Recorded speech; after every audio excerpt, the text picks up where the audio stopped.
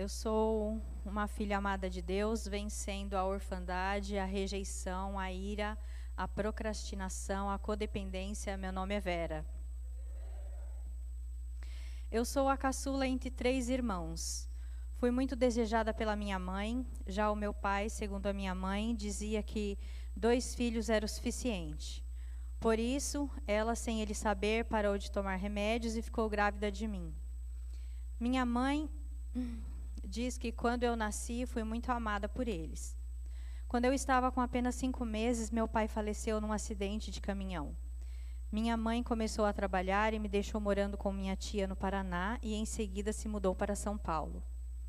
Minha tia dizia que quando eu era criança sempre fui muito doente. Tive várias crises de bronquite e fiquei internada por várias vezes por esse motivo. Quando eu tinha uns 6 anos de idade, eu sofri abuso por parte de uma prima de uns 17 anos, mais ou menos. Ela vinha passear na minha casa, na casa da minha tia, e fazia questão de dormir comigo.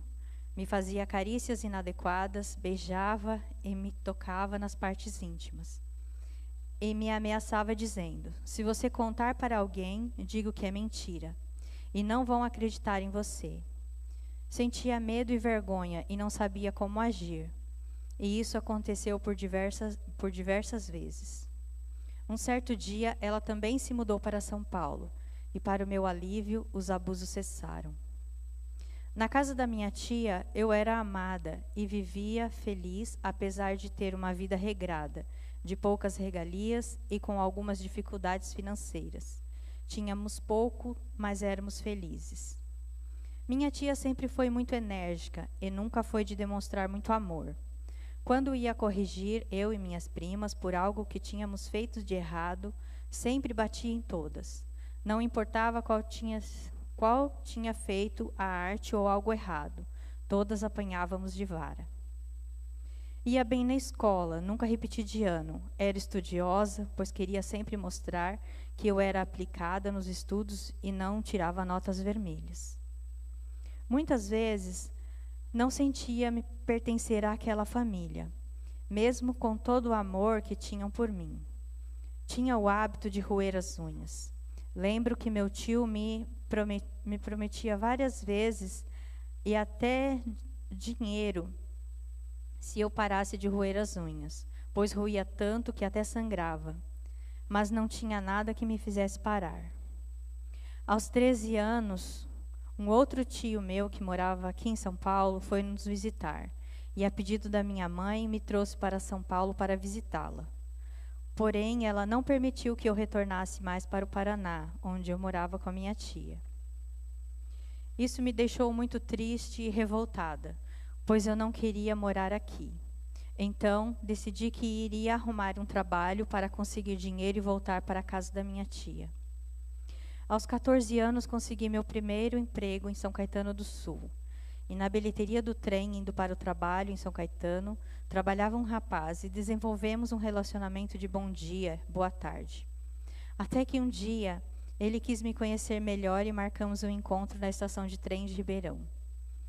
Era um domingo, nos encontramos e conversamos. Descobri que ele tinha 20 anos. E estávamos caminhando e, ao passar por um terreno baldio, ele me empurrou para dentro deste terreno e me estuprou. O resultado daquele estupro, além do trauma, eu engravidei. E por causa do medo e da vergonha, eu não contei nada a ninguém. Esse silêncio, no momento em que eu mais precisava de apoio, me adoeceu o corpo e a alma. Minha mãe descobriu a gravidez quando eu estava por volta do 3º mês de gestação. E quis saber quem era o pai, para me forçar a casar. Eu disse apenas que não valeria a pena. Ele não era meu namorado. Porém, ela insistiu, e que se eu estava grávida, ele teria que assumir a criança e se casar comigo.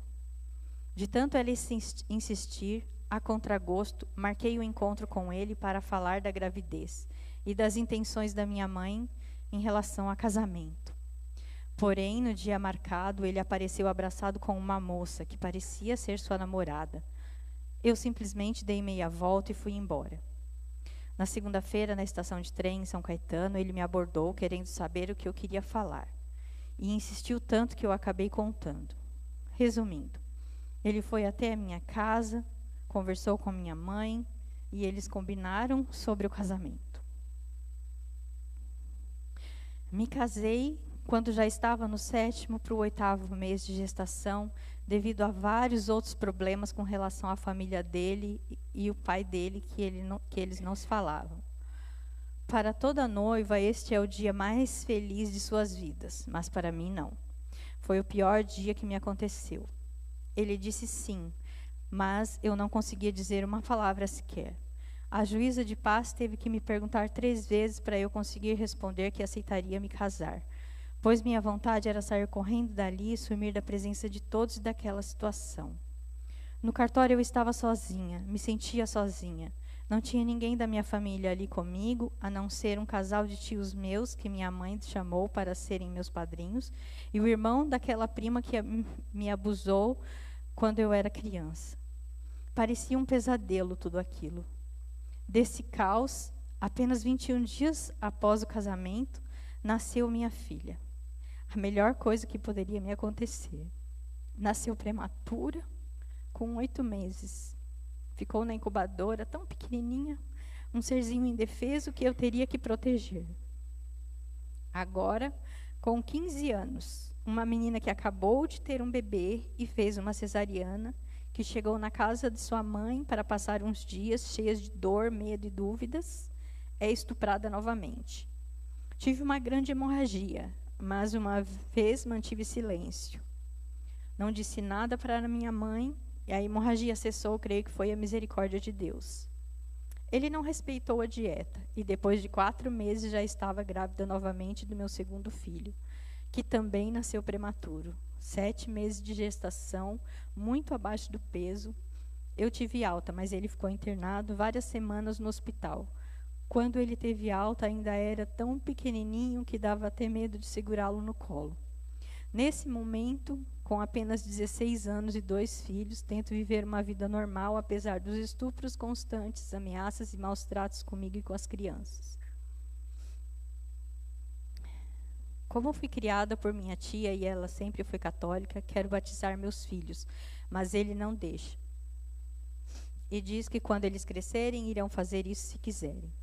Não entendo o que ele diz. Então, ele me conta que a mãe dele era cristã e que ele me levaria numa igreja. E ele me levou numa igreja assembleia perto da minha casa e eu ouço a palavra de Deus e sou impactada e aceito Jesus como meu único Senhor e Salvador. Ele me repreende e não me deixa continuar indo à igreja. Quando meu filho caçula fez 6 anos, eu já não suportava mais e mais uma vez pediu o divórcio. A resposta dele foi a pior que eu imaginava. Uma noite inteira de abusos, com muita crueldade e com uma faca embaixo do travesseiro. E um aviso de que, no dia seguinte, eu deveria ir embora e deixar as crianças, pois se ele chegasse e me encontrasse em casa, me mataria. Na manhã seguinte, me enchi de coragem, peguei as crianças e fui para a casa do meu irmão e ele me ajudou. Agora, com 23 anos, 2 filhos, cheias de traumas e dores, porém estávamos livres dos maus tratos. Já estava trabalhando e tentando me reerguer. Acabei fazendo muitas escolhas erradas por conta das minhas dores e mágoas. Assumo minha responsabilidade por isso e decido mudar através da ação de Jesus na minha vida. Esse é um testemunho que trarei em outra oportunidade.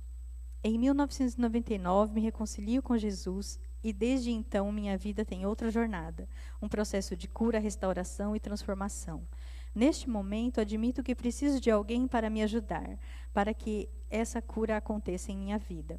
Uma delas, a primeira, eu diria, foi a Aiko, com quem me abri realmente pela primeira vez. Ela me emprestou um livro que se chama Vítima, Sobrevivente e Vencedor, da Deborah Corfield. Um livro de 220 páginas que eu li em menos de uma semana, pois nele estava escrito todo tipo de abuso que eu sofri. E quando fui devolver o livro para a Aiko, eu consegui desabafar e ela foi então a minha primeira confidente.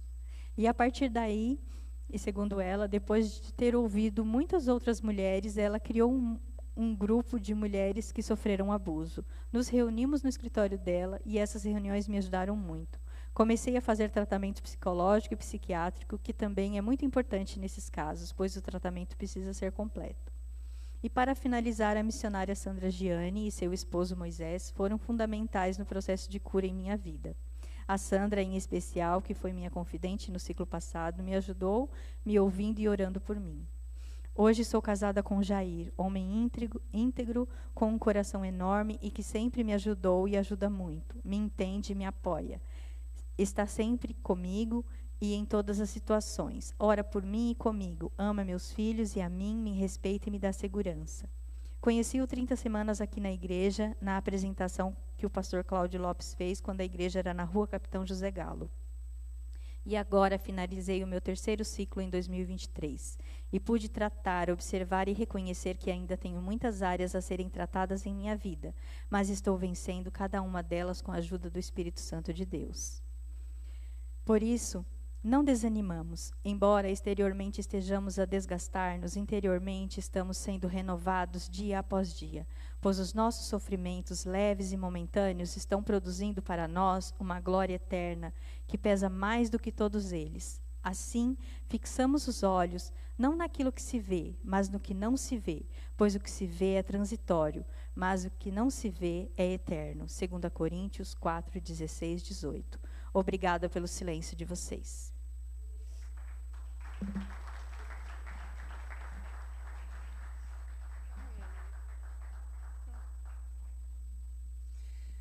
Amém. Sou uma filha amada de Deus, vencendo a compulsão, a ira, o perfeccionismo e a depressão. O meu nome é Débora. Gente, muito bom estar aqui nesse primeiro ciclo desse ano, nesse ciclo novo do 30 Semanas. Já é o 4º ciclo aqui na igreja. Ah, Maria Fernanda, oi, minha amiga. Que bom ver cada um aqui nessa noite tão especial. E com certeza você já está recebendo algo de Deus no seu coração ao ouvir esse testemunho tão forte da Vera. Tantas coisas que Deus fez. Deus cura qualquer coisa, irmãos. Não importa o que eu e você tenhamos passado, podemos experimentar a cura do Espírito Santo na nossa vida. Esse é o Deus que nós servimos. Amém? Então, aqui no 30 Semanas, a gente tem sempre essa dinâmica que fizemos hoje. Começamos com um período de louvor para preparar o nosso coração para o que vamos receber de Deus. Seguido de um testemunho, que é sempre um testemunho de alguém que já participou de um ciclo do 30 Semanas aqui na igreja. Então, você vai ver várias carinhas diferentes, testemunhando daquilo que Deus fez. E, em seguida, uma ministração, uma palestra sobre um assunto que é tudo baseado na nossa apostila, que é essa daqui.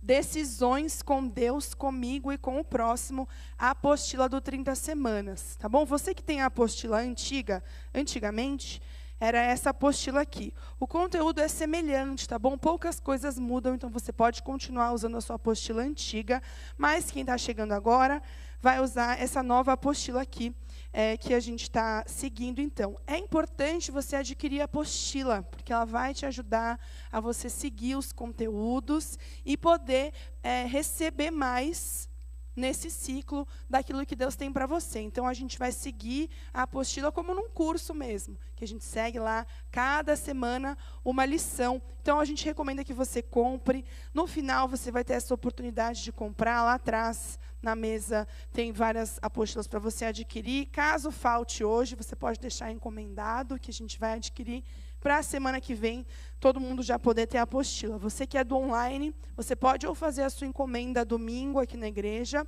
ou então você pode comprar pela internet. Quem quiser, fique à vontade também, irmãos, comprar pela internet. Você tira uma foto da capinha lá atrás e pode comprar também, sem problemas, você vai achar aí. Eu não sei o preço na internet, mas aqui a gente está vendendo a... esqueci o valor, alguém lembra? R$40, é isso, né? Então, tá bom, você pode adquirir lá, que vai ser bênção para a sua vida. Hoje, então, é a nossa introdução, uma grande responsabilidade, fazer essa introdução do 30 Semanas. E o tema de 8 são 8 decisões para mudar a sua vida. Então, aqui no 30 Semanas, nós vamos falar de 8 decisões. A cada 3 ou 4 semanas é uma decisão que a gente vai estar tratando, começando aí da semana que vem a decisão 1. Então, cada semana, cada grupo de 4 semanas é uma decisão até a gente completar essas 8 decisões que nós vamos tomar e viver junto com o Senhor para experimentarmos a transformação na nossa vida. Então, quero ler aqui com você o nosso texto base do Ministério 30 Semanas, que é 2 Coríntios 1, versículo 3 e 4. Então, 2 Coríntios 1, verso 3 e 4. Bendito seja o Deus e Pai de nosso Senhor Jesus Cristo, Pai das misericórdias e Deus de toda consolação, que nos consola em todas as nossas tribulações, para que, com a consolação que recebemos de Deus, possamos consolar os que estão passando por tribulações. Amém, aleluia. Esse é o Deus que nós servimos e que você que está aqui nessa noite pode também conhecer, caso você não conheça Jesus ainda. Esse Deus que nos consola nas nossas dificuldades, nas nossas tribulações, e então nós podemos ser usados para trazer consolo para a vida de outras pessoas. Então, todas as pessoas que fazem parte da equipe do 30 Semanas também estão sendo consoladas por Deus, estão nesse processo de cura e restauração, porque a primeira premissa que a gente vai ter nesse processo é de que todos nós temos problemas. Quem é que tem problemas? Todo mundo, todos nós. Não importa se você não conhece a Cristo, se você conheceu a Jesus ontem, se você está caminhando com Jesus há 30 anos, todos nós temos problemas. No mundo nós temos aflições. O que vai fazer a diferença é como nós lidamos com esses problemas. E aqui no 30 Semanas, nós acreditamos e vivemos isso, de que nós podemos vencer as dificuldades e experimentar a cura e mudar a nossa forma de viver pelo poder do Espírito Santo que opera em nós. É isso que a gente acredita. Então, o que é o programa 30 Semanas? O 30 Semanas é um programa de princípios terapêuticos para o tratamento emocional baseado na palavra de Deus. Então, aqui no 30 Semanas, a gente vai experimentar vários princípios terapêuticos. A própria roda de partilha que a gente vai participar. Então, aqui a ordem, né, que eu falei, a gente começa com louvor, um testemunho, uma palavra, e depois nós vamos nos dividir em grupos de partilha, onde nós vamos poder nos abrir ali, ter um tempo de 3 a 5 minutos, dependendo do dia, para partilharmos dentro daquilo que Deus está falando conosco no tema daquela semana. Então, esse processo da partilha, por si só, já é um processo terapêutico, porque o falar traz cura para nós.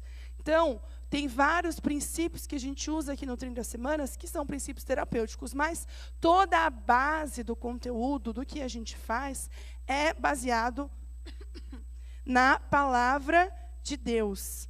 É isso que é a base desse programa. Então, tudo que a gente vai falar, nós temos versículos para meditarmos neles. Nós temos também um devocional que você pode adquirir, um dia de cada vez. Está lá no fundo também, para acompanhar durante esse período. Cada dia tem um devocional dentro do tema da semana, juntamente com a sua apostila do 30 Semanas, você pode adquirir, seguir o devocional, que vai te ajudar também na sua caminhada. Então, tudo que a gente vai fazer aqui é baseado na palavra de Deus. Por quê? Porque a falta de equilíbrio emocional nas nossas vidas, e todos nós temos um desequilíbrio emocional em alguma medida, ela tem a sua fonte na ausência da paternidade de Deus. Então, ela tem a sua fonte na separação do homem de Deus. Quando o pecado entra no mundo, quando entra na humanidade o pecado, o que acontece? Acontecem 3 separações principais. Então, a primeira separação é entre o homem e Deus.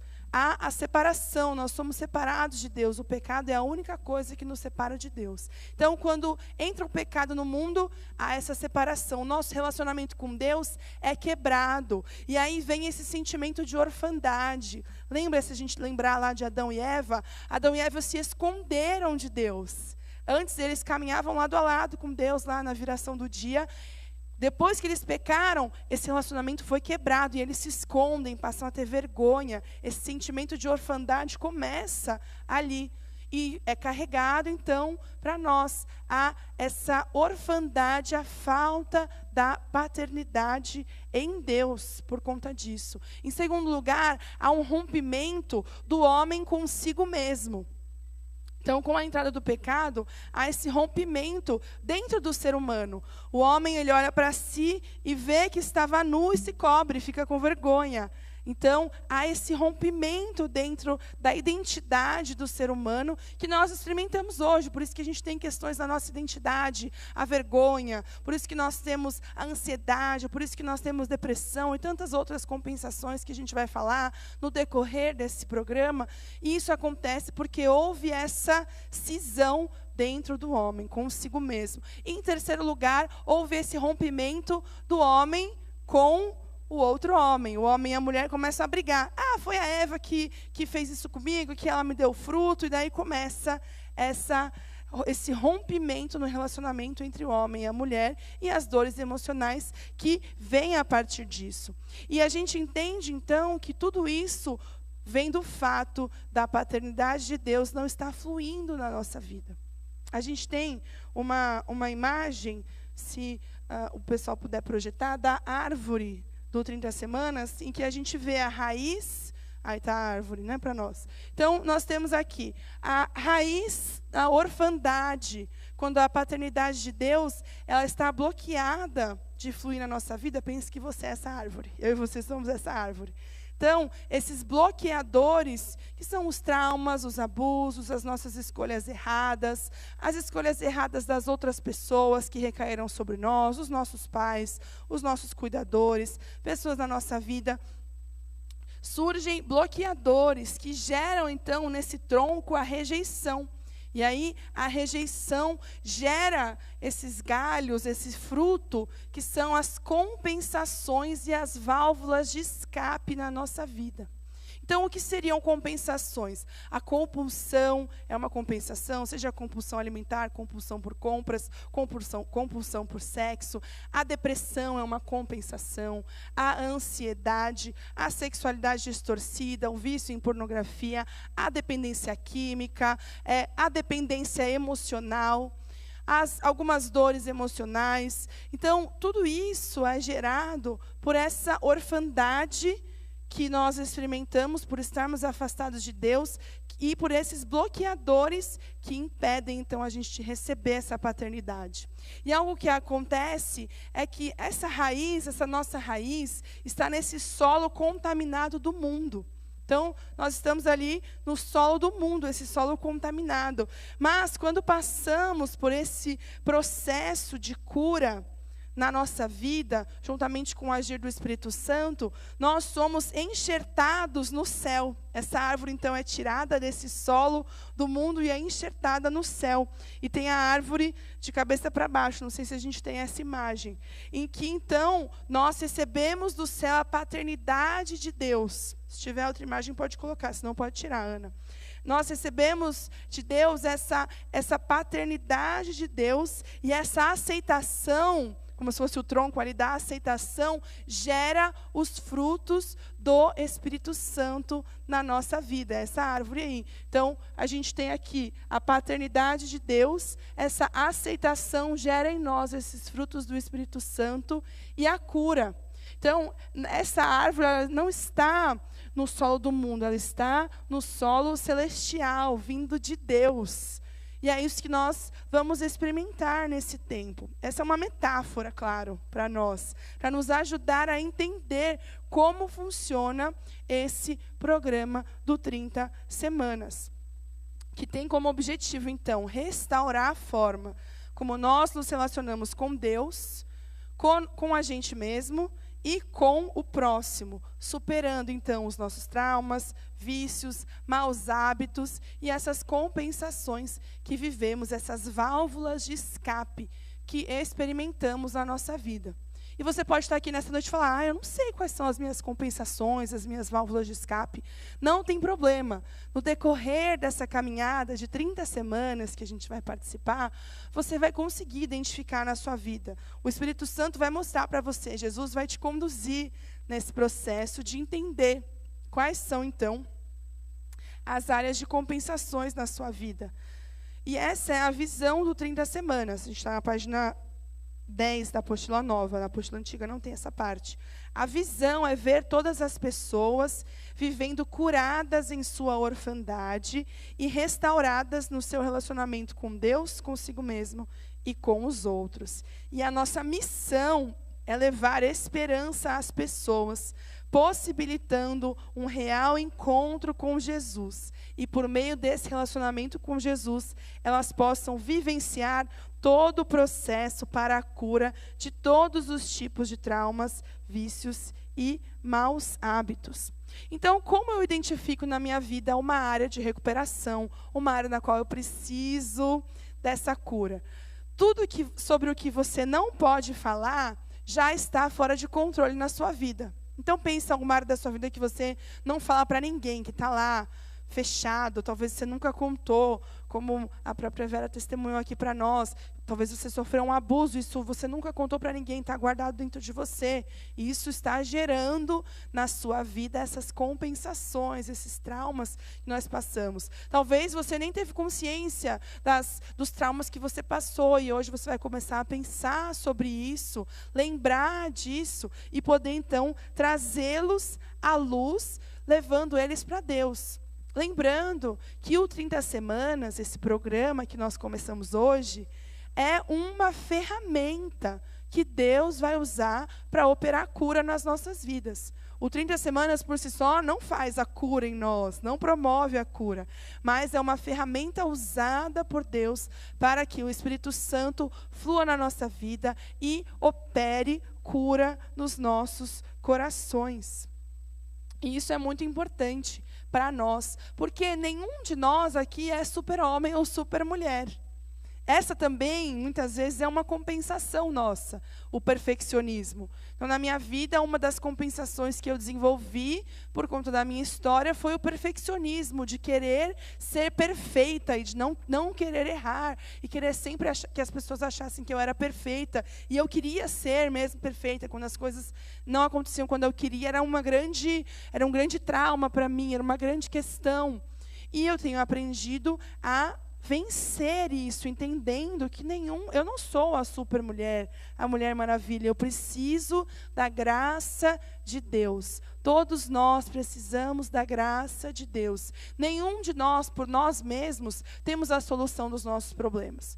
Nós podemos buscar, podemos trabalhar em nós mesmos, podemos encontrar meios da gente ser pessoas melhores, mas a cura verdadeira e real só encontramos por meio de Jesus, por meio do agir do Espírito Santo na nossa vida. E nós cremos nisso, nesse tempo em que a gente está aqui. Então, o 30 Semanas é para todas as pessoas que queiram ser restauradas. Quem quer ser restaurado? Amém? Então, é para você e para mim. Ah, mas eu não conheço muito Jesus, eu não estou muito... Não tem problema, é para você também. Nesse tempo aqui, você vai conhecer a Deus, você vai ter experiências com Deus e vai ser curado nas suas emoções. Ah, mas eu estou caminhando com Cristo há tanto tempo. Não tem problema, é para você também. Se você tem uma área que precisa ser restaurada, esse programa, esse tempo é para você, para cada um de nós. E durante o 30 Semanas, a gente vai ver aí 8 decisões que vão marcar a nossa vida, como eu falei. A primeira decisão é o primeiro passo que a gente precisa tomar, que é admitir. A primeira decisão é admitir que nós temos problemas. Então, Salmo 32, 3. Enquanto escondia os meus pecados, o meu corpo definhava de tanto gemer. E Provérbios 28, 13. Quem esconde os seus pecados não prospera, mas quem os confessa e os abandona encontra misericórdia. Então, o primeiro passo para nós experimentarmos a cura, essa vida em abundância que Cristo nos dá, é através de admitirmos que temos problemas. Nós só podemos experimentar a cura na nossa vida nas áreas que trazemos para a luz. Em primeiro lugar, nós admitimos para nós mesmos quais são essas questões, esses problemas, essas dificuldades. Esse é o primeiro passo, admitimos para nós mesmos. Porque, gente, se a gente for falar a verdade, a gente gosta de esconder de nós mesmos os nossos próprios problemas. Muitas vezes como um mecanismo de defesa. A gente muda lá a nossa forma de ver a nós mesmos para se defender. Talvez porque experimentamos rejeição, talvez porque experimentamos traumas emocionais na nossa família, na escola, na nossa criação. E a gente cria, então, esses mecanismos. Então, o primeiro passo é admitir para a gente mesmo e depois admitir para pessoas que vão nos ajudar nessa caminhada e diante de Deus, que temos problemas, que houveram coisas na nossa vida que geraram traumas em nós. Todos nós temos questões que foram geradas no nosso coração por vivências que tivemos. Não importa se a sua família era a melhor família do mundo e se os seus pais eram maravilhosos. Se eles foram seres humanos imperfeitos, eles erraram em alguma parte. Ou então, nas suas experiências, na sua escola, com as pessoas ao seu redor, na sua criação, no bairro, enfim. Seres humanos erram, machucam uns aos outros. Então, não importa se você teve a melhor vida possível, ainda existem questões que atuam na sua vida. Tem um exemplo aqui na apostila de uma criança que foi super protegida. Talvez ela foi tão protegida que ela teve uma vida perfeita aos olhos humanos. Mas aquilo gerou nela ansiedade, insegurança. Ela não consegue ser um adulto funcional. Porque para a gente ser um adulto funcional, a gente tem que ter frustração quando a gente é criança e adolescente. Para a gente aprender a lidar com a frustração. Se a gente nunca aprende a lidar com a frustração, não vamos conseguir funcionar como adultos. Porque todos nós experimentamos frustrações, não é verdade? Todos nós, em alguma medida. Então, não importa como foi a sua caminhada. Isso gerou coisas dentro de você. E cada experiência que a gente vive faz parte da construção de quem nós somos. E a gente precisa fazer as pazes com o nosso passado, com quem nós fomos, com como nós somos formados, para que possamos, então, avançar. Às vezes a gente fica preso no passado e não consegue avançar em direção à maturidade, em direção à vida plena. Jesus disse, em João 10:10, eu vim para que vocês tenham vida e vida em abundância, uma vida plena. Então, se não estamos vivendo essa vida, é porque precisamos de mais de Deus na nossa caminhada. E eu vou falar para você que, nesse passo, admitir o maior inimigo que a gente vai enfrentar é o medo. O medo de enfrentar os nossos próprios problemas. E esse medo vai surgir. Não, eu não quero mexer nisso porque dói, porque é difícil. Mas eu quero encorajar você a continuar, a perseverar nessa caminhada que você começa hoje, para que você possa experimentar a cura. Tem aí uma pergunta, para nós na apostila. Você admite que tem algum tipo de problema? Você tem problemas? Anota aí, sim ou não? Sim, a gente falou. E a segunda pergunta, você deseja mudar de vida? Porque é uma decisão que a gente precisa tomar. Não, eu desejo. Porque se não quisermos mudar, não vamos mudar. Precisamos, em primeiro lugar, tomar essa decisão. A segunda decisão que a gente vai viver é confiar. Eu preciso confiar. 1 João 4,16. Assim conhecemos o amor que Deus tem por nós e confiamos nesse amor. Deus é amor. Todo aquele que permanece no amor, permanece em Deus e Deus nele. E Naum 1,7, o Senhor é bom, um refúgio em tempos de angústia. Ele protege os que nele confiam. Jesus nos convida a confiar. Em primeiro lugar, confiar em Deus. Confiar que Deus é o seu Pai, Ele te ama e Ele tem um plano para você. Confiar em Deus. Entregar o seu caminho ao Senhor.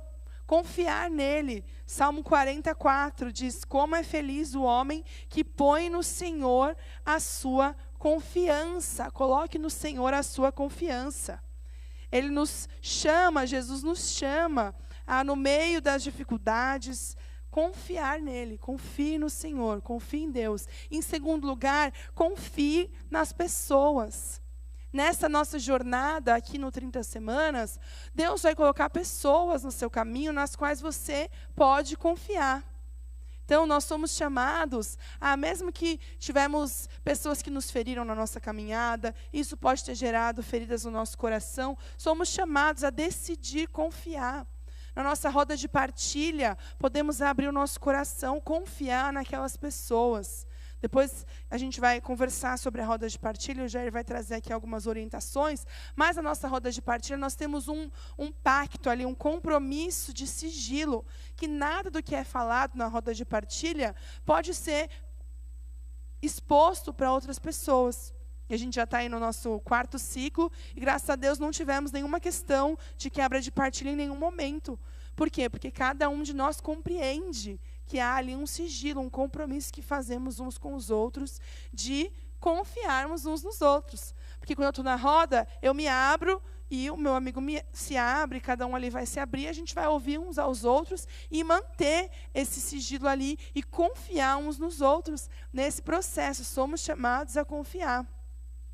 Nós, como seres humanos, fomos gerados para viver em comunidade. Não fomos gerados para viver sozinhos. Igual aquilo, né? Não, eu não conto meus problemas para ninguém, eu vivo sozinha e eu não quero me abrir para ninguém, eu resolvo meus problemas, eu e Deus. Deixa eu falar, se Deus colocou a gente em comunidade, é porque os nossos problemas não é para a gente resolver só eu e Deus, é para a gente também contar com as pessoas ao nosso redor. Somos irmãos, estamos aqui juntos. Então é tempo de quebrar essas barreiras na nossa vida. Ai, Débora, mas eu confiei em gente e feriram a minha confiança. Eu também, mas fomos curados por Jesus, glória a Deus. E precisamos dar um passo de sair desse lugar da desconfiança. De confiar que dessa vez vai ser diferente. Que Deus está operando na vida dos nossos irmãos também. Estamos juntos nessa caminhada. Todos nós temos vulnerabilidades. E essa é a beleza desse programa. Nenhum de nós está aqui como conselheiro. Ninguém aqui vai aconselhar você. Não, faça assim, faça assado. Todos nós, mesmo quem está na equipe, está aqui para receber de Deus. Receber essa cura do Espírito Santo, que é contínua na nossa vida. E sermos veículo para que Deus opere a cura. Eu não posso curar ninguém. Misericórdia, Deus me livre, não posso. Quem pode curar? É o Espírito Santo, quem cura as nossas vidas. E é isso que nós acreditamos aqui, estamos caminhando para isso. Reflita aí, né? Você tem problemas em confiar em Deus como Pai? Sim ou não? E você tem problema em confiar nas pessoas? É uma área para você colocar diante de Deus. Eu tenho esse problema. Deus me ajuda a confiar. Sabe, irmãos, a gente fazer as mesmas coisas da mesma maneira como a gente sempre tem feito, vai levar a gente aos mesmos resultados. Então, se queremos mudança na nossa vida, precisamos fazer de outro jeito. Tome um passo diferente nessa noite. Tome uma decisão de fazer de forma diferente. A terceira decisão que nós temos é entregar. Eu entrego tudo, entregar o nosso caminho ao Senhor. Mateus 11, 28, 29 e 30. Jesus disse, né?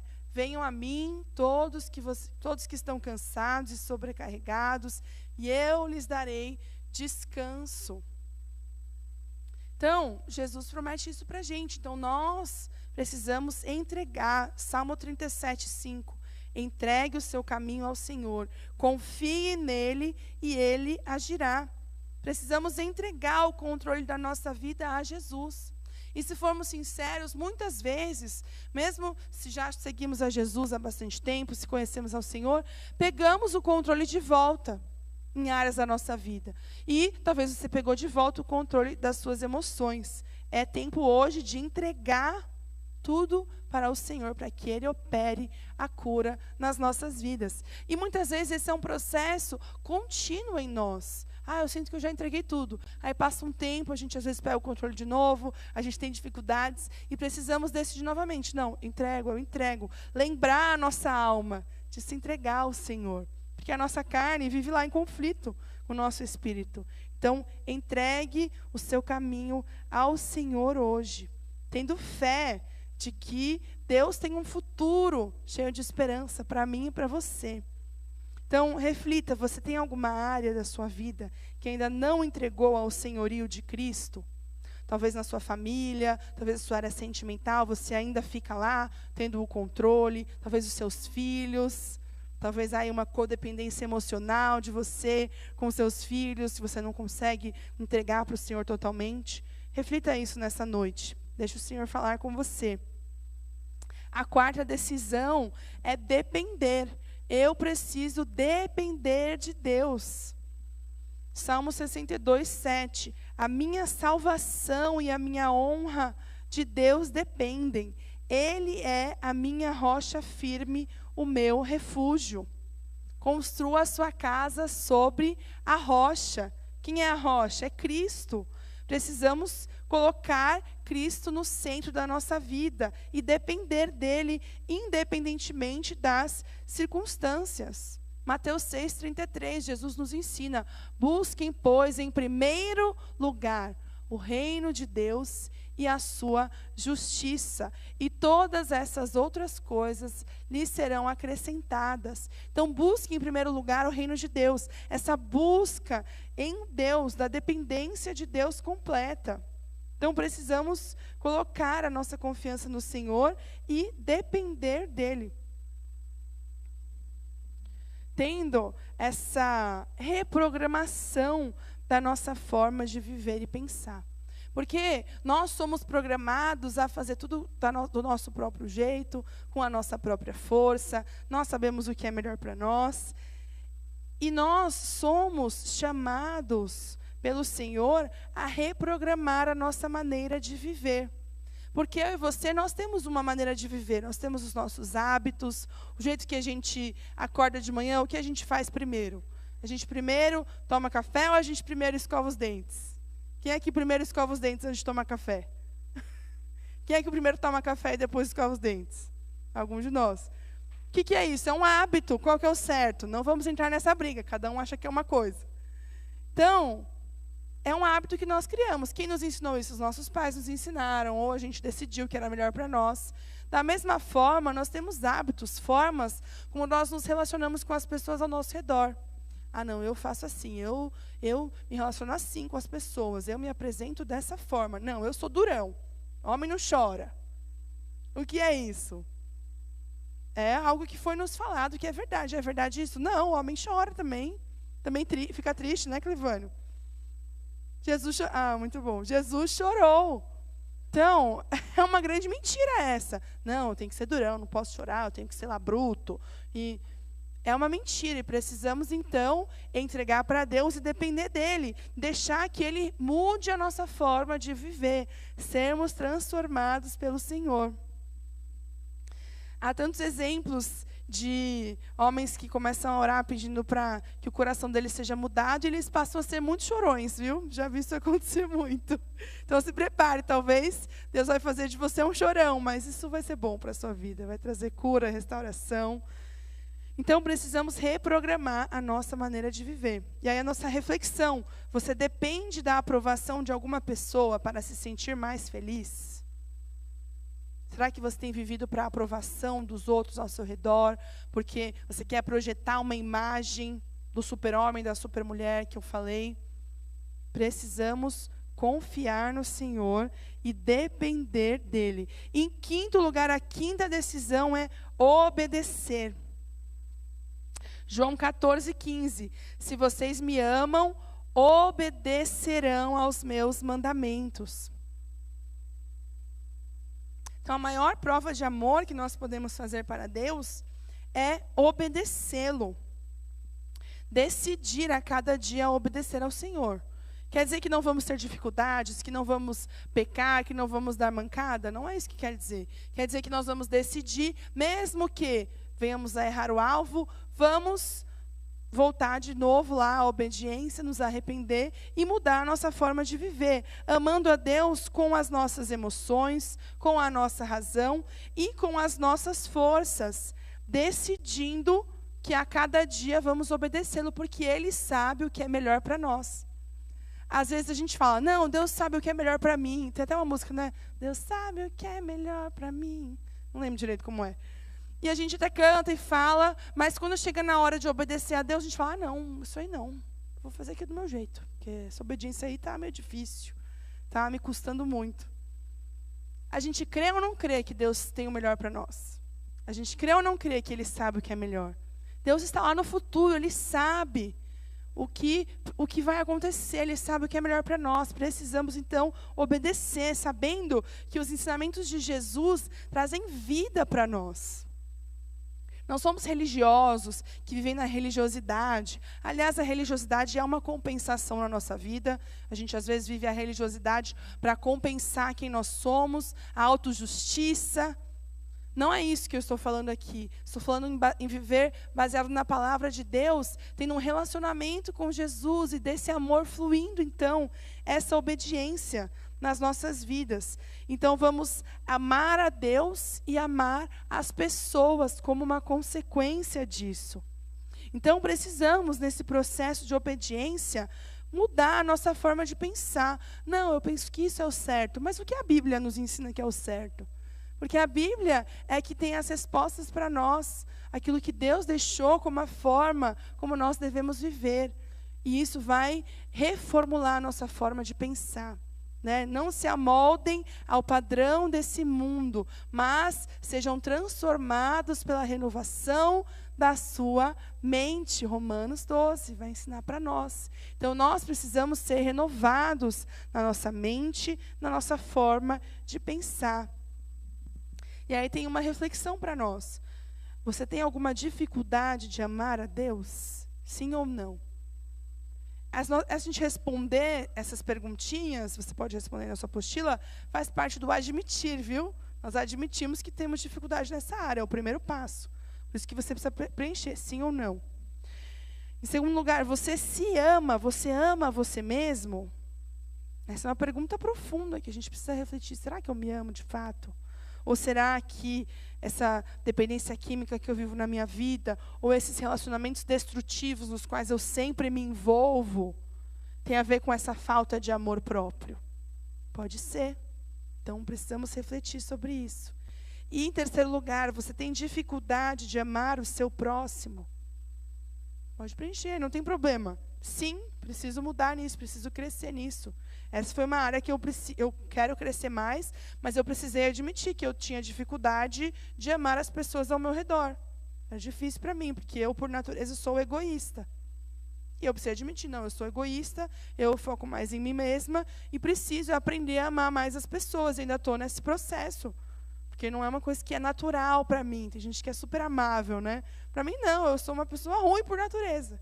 Então, eu preciso do Espírito Santo operando na minha vida e gerando em mim esse amor. Graças a Deus isso tem acontecido, mas precisa acontecer muito mais. E por isso que eu estou aqui também, para receber do Senhor isso. A sexta decisão é confessar. É muito poderoso quando nós decidimos confessar, abrir os nossos lábios e falar, abrir a nossa boca. Tiago 5,16, portanto, confessem os seus pecados uns aos outros e orem uns pelos outros para serem curados. Quando confessamos algo, trazemos para a luz e isso gera cura em nós. Salmo 32, verso 5, Davi fala: então eu reconheci diante de ti o meu pecado, e não encobri as minhas culpas. Eu disse: confessarei as minhas transgressões ao Senhor, e tu perdoaste a culpa do meu pecado. É poderoso a confissão, abrir, falar, trazer para a luz. Tudo aquilo que está escondido tem poder sobre nós. Mas quando nós falamos, confessamos, trazemos aquilo para fora, aquilo é iluminado pelo poder de Deus e perde o poder que tinha sobre a nossa vida. Nós podemos receber oração dos nossos irmãos e podemos experimentar a cura do Espírito Santo nessa área da nossa vida. Então traga para a luz, não tenha medo, lute contra a vergonha, contra o medo. Mas experimente esse poder da cura na sua vida. Como está lá em 1 João 1, de 8 a 10. Se afirmarmos que estamos sem pecado, enganamos a nós mesmos. E a verdade não está em nós. Se, no entanto, confessarmos os nossos pecados, Ele é fiel e justo para perdoar os nossos pecados e nos purificar de toda injustiça. Se afirmarmos que não temos cometido pecado, fazemos de Deus um mentiroso e a sua palavra não está em nós. Que forte isso. E não sei você, mas eu luto contra o perfeccionismo. Muitas vezes é difícil eu admitir que eu errei. Não gosto de admitir que eu errei. Por quê? Porque aí eu estou admitindo que eu não sou perfeita, que é um grande trauma para mim. Eu estou vencendo isso. Então, nós precisamos admitir para nós mesmos que temos coisas erradas e confessar essas áreas da nossa vida em que precisamos de restauração, de cura. Na nossa roda de partilha, precisamos, irmãos, saber que nenhum de nós ali é santinho e bonzinho. Todos pecaram, estão afastados da glória de Deus. Todos nós. Então, não importa. Cada um ali vai compartilhar a sua área de dificuldade. E lembrando que não existe pecado, pecadinho, pecadão. Isso é péssimo, isso aqui tudo bem. É tudo pecado, tudo é ruim. Então, seja mentira, seja sexualidade distorcida, tudo é ruim, não importa. Não existe uma área, é pior isso, é pior aquilo. Não. Precisamos, então, ter essa maturidade na nossa vida e confessar e se abrir. Porque o mais importante não é o que o outro vai pensar de mim, é o que Deus pensa de mim. Amém? E é o estar curado. Não tem preço isso. Não importa o que as pessoas vão achar. E, aliás, irmãos, eu vou falar para você. Eu já participei de muitas rodas de partilha nesses 3 anos. E eu não lembro das partilhas de ninguém que foi da minha roda. Eu não lembro. Por quê? Porque eu estou focada ali na minha cura, no meu relacionamento com Deus, por mais que eu sou da equipe. Então, eu não vou lembrar tudo que as pessoas partilharam comigo. Por quê? Porque não é esse o foco. Então, fique em paz. Foque na sua cura juntamente ao Senhor e vença a religiosidade. Sabe? Não, a minha imagem. Nossa, mas a pastora vai falar que tem problema. Vai falar ali na roda as áreas que está lutando. Vai dar o testemunho aqui na frente. Sim, todos nós temos problemas. Não importa. Não existe o super crente. Graças a Deus que estamos todos no mesmo barco e dependemos da graça de Deus. Então, para confessar, você vai precisar avaliar a sua história. E a gente vai chegar nesse lugar de escrever as nossas memórias. Então, a gente vai ter um momento em que você vai olhar para a sua história e você vai ver lá desde a sua infância o que aconteceu. E vai fazer uma análise da sua vida para que você possa reconhecer as áreas em que precisa de cura do Senhor, em que você precisa confessar. Talvez vão vir acontecimentos dos quais você vai precisar pedir perdão para alguém, vai precisar se consertar. Talvez você vai precisar se perdoar, confessar para Deus, ou liberar perdão, pessoas que você vai precisar perdoar, que te fizeram mal durante a sua caminhada. Tudo isso vai acontecer quando nós nos abrirmos para esse agir e confessarmos realmente esses erros e escrevermos essa nossa história. E isso nos leva à 7ª decisão, reparar. Eu me disponho a reparar.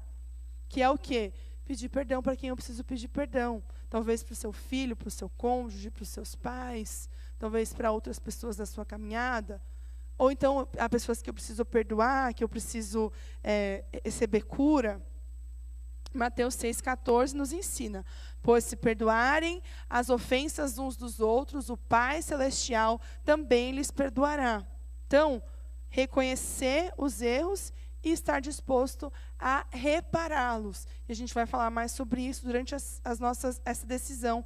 Reparar, que é a 7ª decisão, lá no final do nosso ciclo já. E a reflexão: você tem dificuldade de perdoar as pessoas? É fácil para você perdoar ou é difícil? Você fica lá com aquilo dentro de você. Você tem dificuldade de pedir perdão pelos seus erros, de reconhecer diante das pessoas que você errou? É uma outra reflexão para a gente fazer. E em terceiro lugar, existe algo na sua história pelo qual você ainda não se perdoou? Porque parte desse processo também diz respeito a nós perdoarmos a nós mesmos. Pelos erros que cometemos, pelas coisas que aconteceram. A gente, às vezes, guarda mágoa da gente mesmo. E a gente precisa, então, ter esse tempo de reparação conosco mesmos. E, em 8º lugar, a 8ª decisão, compartilhar. Eu vou repartir. Eu vou repartir aquilo que eu tenho vivido. Não posso guardar para mim mesmo o que eu recebi, mas eu decido compartilhar com as pessoas ao meu redor. As pessoas que convidaram você para estar aqui nessa noite, compartilharam com você daquilo que Deus tem feito. Por isso você está aqui. Você estar aqui é um resultado de pessoas compartilharem com você aquilo que Deus tem feito. E essas são, irmãos, as 8 decisões que nós vamos viver. E eu quero convidar você a permanecer firme. Sabe, vai ser difícil permanecer porque esse processo vai mexer em áreas da sua vida que estão lá paradinhas, mas que estão te causando dor. E sabe, é igual o metiolate, né? Ainda existe metiolate hoje em dia? Não sei, né? Não? Metiolate nem arde mais, né? Mas, nossa, olha, irmãos, meu pai é médico, né? Então, sempre que tinha qualquer cortinho na minha casa, a ordem era lavar com água e sabão. Só que lavar com água e sabão, o que acontece? Dói, arde. Quem quer lavar com... Às vezes, eu tirava uma lapa assim, ó. Sabe quando eu estava... Uma vez eu estava mexendo com a faca, cortando a abobrinha, lembro até hoje. E aí, gente, eu juro, tirou assim... Sabe quando fica aberto o dedo, horrível? E aí eu falava, tem que lavar com água e sabão. Eu já tinha uns 20 anos. Eu assim, mas não, mas dói. E ele enfiava meu dedo lá e passava o sabão. Ele, juro, tinha que segurar o meu dedo, porque eu não queria. É assim que acontece na nossa vida. Lavar, experimentar a cura, dói, vai ser difícil. Mas depois vai ser muito melhor do que ficar com essa infecção dentro de você, que contamina todas as suas emoções. Eu não consigo entender por que eu sou tão gritão, por que eu explodo tanto, por que eu sou explosivo. É porque dentro de você tem um monte de feridas lá com pus. E aí qualquer coisinha que encosta, explode. Essa muitas vezes é a explicação. É por isso que acontece. Eu não sei por que eu só choro, eu não consigo admitir para alguém que ela errou comigo, eu não consigo resolver os meus conflitos. Vamos investigar. Tem coisas lá dentro de você que precisam ser curadas. Então, continue nesse processo. Saiba que Deus vai usar essa ferramenta. Não é mágica, 30 semanas não cura todos os problemas, não. Mas é uma ferramenta que o Espírito Santo vai usar para trazer cura para a sua vida. Não perca essa oportunidade que Deus está te dando nesse tempo. É uma oportunidade que você está tendo de viver de forma diferente. Vamos decidir isso hoje e experimentar o melhor de Deus para as nossas vidas, sendo mudados por Ele. Amém? A gente vai nos dividir em roda, o Jair vai vir explicar para a gente. E no final de cada ministração, a gente tem uma pergunta facilitadora, que é a pergunta que vai nos ajudar na nossa conversa na roda. E hoje a gente vai falar quais são as áreas na sua vida que estão fora de controle, que estão aí fora do prumo. É a mesma pergunta na apostila nova? Sim? Então é isso que a gente vai falar hoje, mas o Jair vai trazer orientações. Na roda de partilha, os líderes da roda vão dar mais orientações para você, para a gente entender bem e poder viver tudo aquilo que Deus tem para nós nesse tempo.